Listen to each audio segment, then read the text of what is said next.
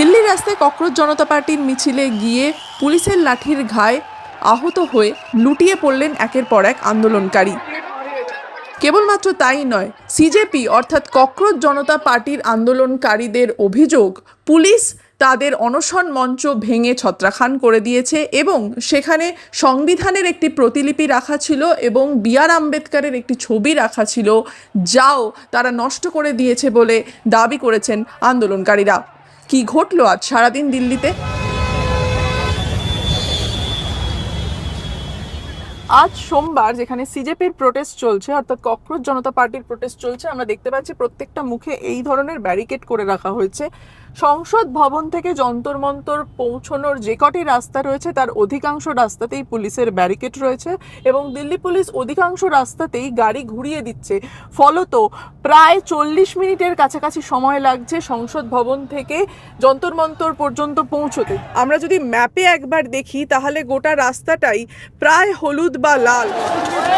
সাধারণত অন্যান্য দিন পুলিশের ব্যারিকেড এখান থেকে থাকে কারণ এর ঠিক পেছনেই রয়েছে অনশন মঞ্চ, কিন্তু আজ যেহেতু প্রোটেস্ট মার্চ এবং বিভিন্ন জায়গা থেকে লোক এখানে আসতে শুরু করেছে, তাই দিল্লি পুলিশের তরফ থেকে জনপথের মুখ থেকেই ব্যারিকেড করে দেওয়া হয়েছে এবং এর ভেতরে কোনো যান চলাচল একেবারে নিষেধ করা হয়েছে। আমরা চেষ্টা করব অনশন মঞ্চের দিকে পৌঁছানোর, কিন্তু আমরা দেখাবো যে ঠিক কতটা সরু জায়গা দিয়ে আমাদেরকে ঢুকতে হচ্ছে কারণ ব্যারিকেড করে রাখা হয়েছে এবং প্রচুর মানুষ সেখানে এসে উপস্থিত হয়েছে।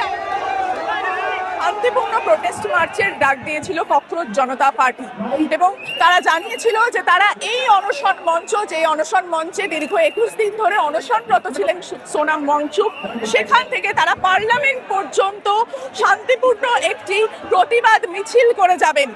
দিল্লি পুলিশের তরফ থেকে জানানো হয় এই ধরনের কোনো অনুমতি তাদের দেওয়া হয়নি এবং তারা আরো জানায় যে এই গোটা দিল্লি চত্বরে 163 ধারা অর্থাৎ ভারতীয় ন্যায় সংহিতার 163 ধারা জারি করা হয়েছে, যেখানে এক জায়গায় 5 জনের বেশি উপস্থিত থাকতে পারবেন না।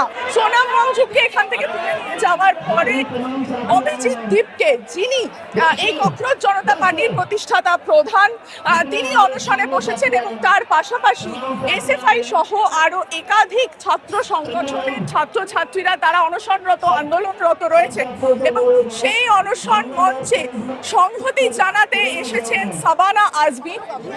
21 দিন অনশন করার পর সুপরিচিত পরিবেশবিদ এবং অ্যাক্টিভিস্ট সোনাম ওয়াংচুক দিল্লির সফদরজং হাসপাতালে ভর্তি। শনিবার তাকে দিল্লি পুলিশ অনশন মঞ্চ থেকে তুলে নিয়ে সরাসরি হাসপাতালে ভর্তি করে দেয় এবং সেখান থেকেই তিনি বার্তা পাঠিয়েছেন তার স্ত্রীর মাধ্যমে।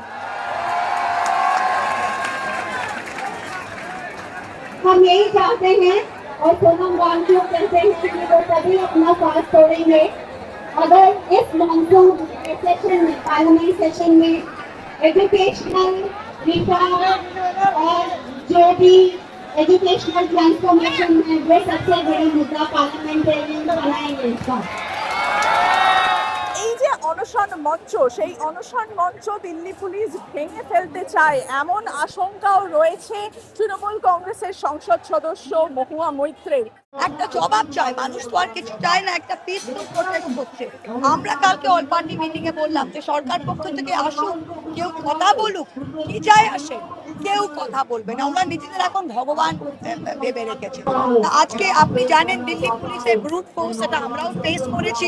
ওরা কি চাইবে, যেই মার্চটা শুরু হবে ওরা লোক এনে এই মঞ্চটাকে ভেঙে দেবে আর বলবে কি অমিত শাহজি কাম খতম, সব কুছ সাফ হো গিয়া। এইটাই প্ল্যান। এটা কি একটা ছোট কথা? 21টা বাচ্চা সুইসাইড করে নিয়েছে আর আপনারা মানে একটা কিছু বলছেন না যে না এটা আমরা ভুল করেছি, একটা কিছু বলছেই না।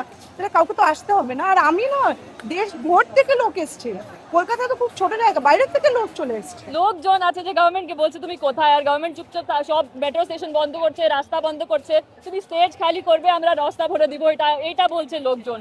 এখন গভর্নমেন্ট কি করবে এটা গভর্নমেন্টের উপরে, ওরা কি বলবে এখন অব্দি তো আমি কিছু তো শুনতে পেলাম না। এর জন্য আমরা শুধু শুনতে এসেছি কি গভর্নমেন্ট কি বলবে। লোকেরা এটা বলছে যে রিজাইন করে আগে কি হবে, একটা ডায়লগ বাড়বে, অ্যাটলিস্ট কিছু একটা হবে। এত বছর ধরে আমাদের শুনতো না, আজকে এখানে যে আমরা আসার সময় জনপথ স্টেশনটা বন্ধ করে দিল, রাজীব চৌক বন্ধ করে দিল, ওরা সব দিক দিয়ে চেষ্টা করছে যে আমরা নিজেদের ফ্রিডম এক্সপ্রেস না করতে পারি।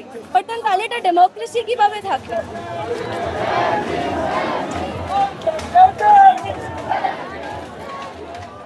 এরপরেই জেপি নাড্ডা এক্স হ্যান্ডেলে একটি পোস্ট করেন এবং তিনি জানান যে আলোচনা সদর্থক হয়েছে এবং তিনি আন্দোলনকারীদের আন্দোলন তুলে নেওয়ার জন্য অনুরোধ করেন।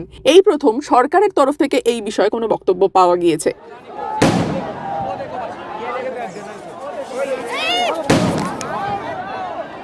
টিয়ার গ্যাস, টিয়ার গ্যাস।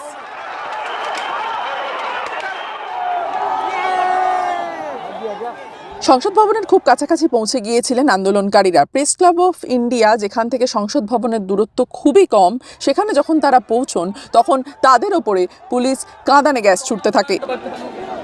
দিল্লি পুলিশের তরফ থেকে একের পর এক কাঁদানে গ্যাস ছোড়ার ফলে বিভিন্ন মানুষ অসুস্থ হয়ে পড়েছেন এবং রাস্তায় তারা বসে পড়েছেন। ভিড় যেটা ছিল সেটা ছত্রভঙ্গ হয়ে গিয়েছে। পুলিশের তরফ থেকে বারবার সাইরেন বাজানো হচ্ছে এবং সকলকে সরিয়ে দেওয়া হচ্ছে, আমরা দেখতে পাচ্ছি।